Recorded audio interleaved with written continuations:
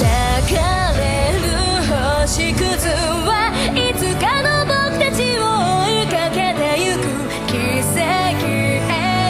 きながら遥か空の彼方へ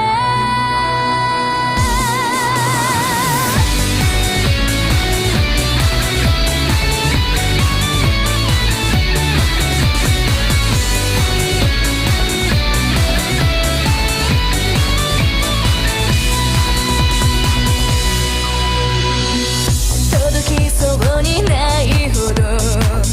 遠くで輝きを放つれ見上げていたよぼやけていてもあれは夢じゃないからふわりと浮かぶ雲を引き裂いてどうかどこまでも飛び続けてよ淡い願いの先に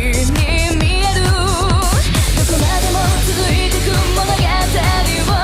泣きそうな青色に染め上げる空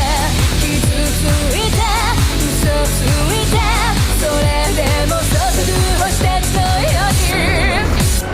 誰もが願うような確かな幸せを君と探すよたどり着く答えがすでになかったとしても流れる星屑はいつかの僕たちを追いかけていく奇跡描きながら遥か空の彼方へ